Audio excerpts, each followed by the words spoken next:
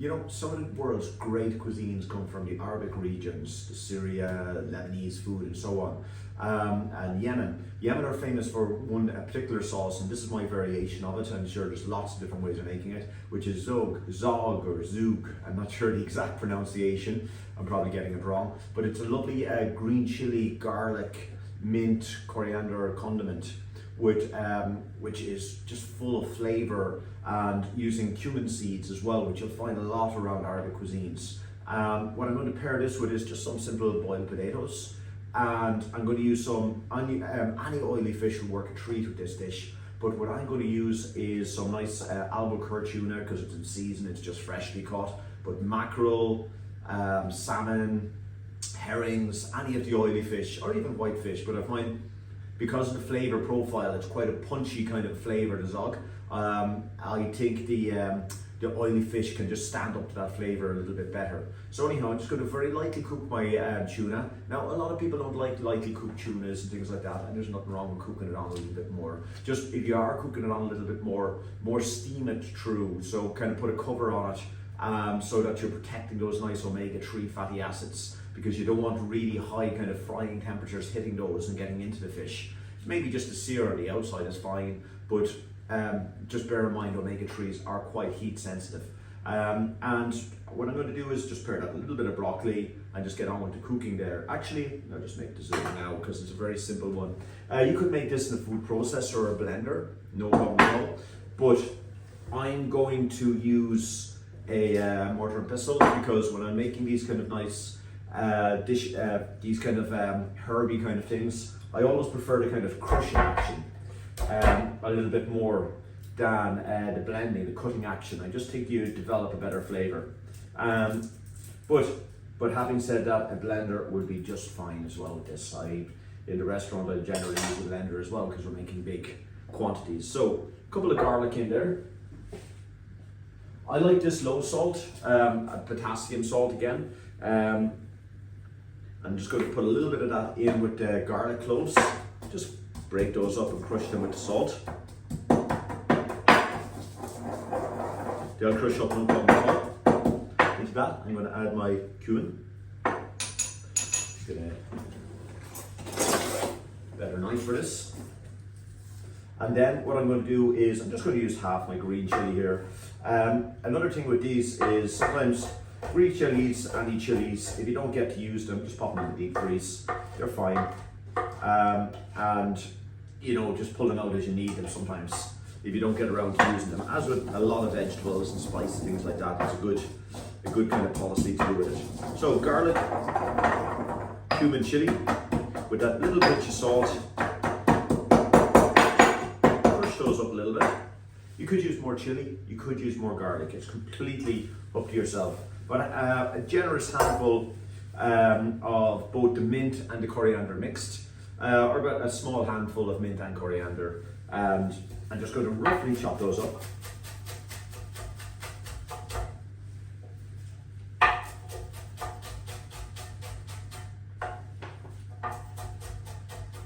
And do use the stems, use the whole of the herb. And that was a little bit of a chop up first. And then pop those in with your cumin and your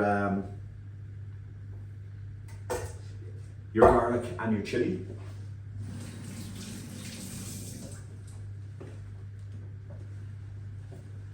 And then just give that a bit of a crush up. And again, this is where the mortar and pestle comes into it. So this kind of crushing action, I just think gets more of the oils out of the herbs and the spices and things than you would with a blade. Just in particular when you're looking at seeds like cumin seeds and things like that. So just bash those down a little bit. Next up, the juice of one lime.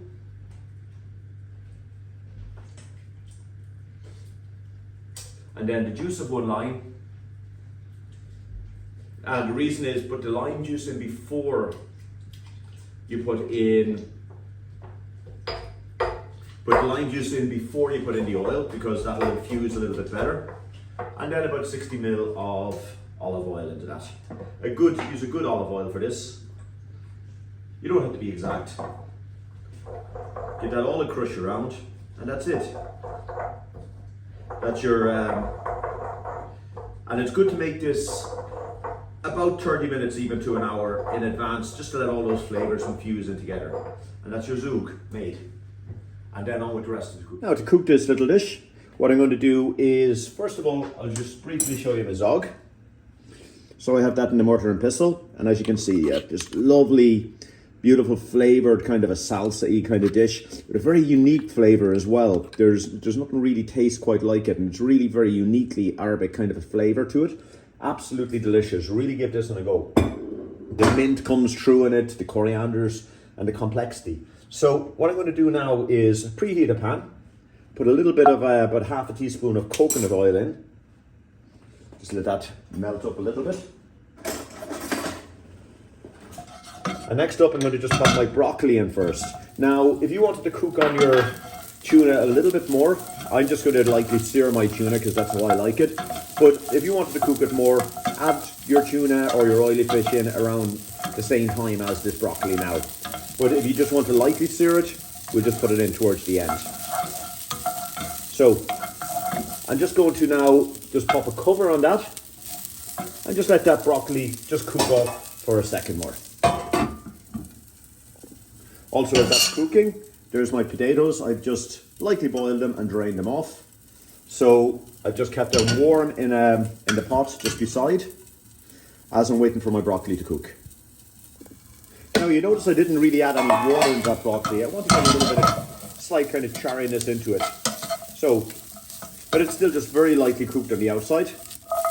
And what I've done now with my tuna is I've just very, very lightly seasoned it. Again, I use that potassium salt. I really like that ingredient. Normal salt is fine with that. And a little bit of pepper and a tiny, tiny drizzle of oil. I'm just going to pop that into with the broccoli as well now.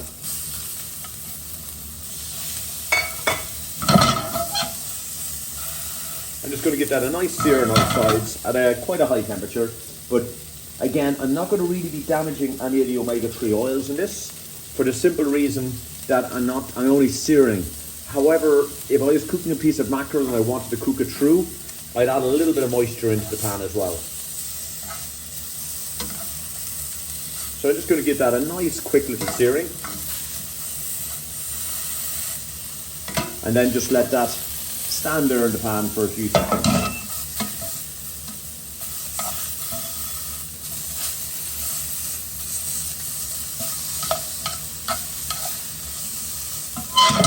So the tuna really requires very, very little cooking, but again, that's the way I like it.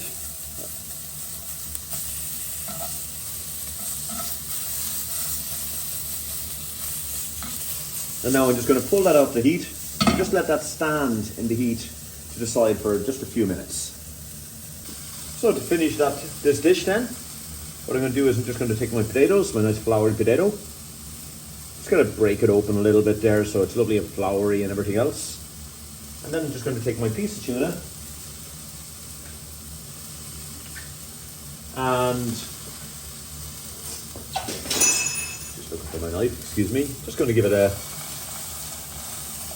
just cut it through so that I get that nice rare piece of tuna. Again, if you don't like it like this, just cook it on a little bit more.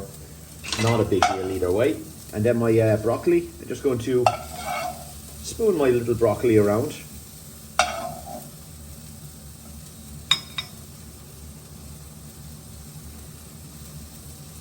And then finally, I'm going to get my zhoug, or zhoug, and I'm going to just generously drizzle that around, and that's going to give tons and tons of flavour onto this dish.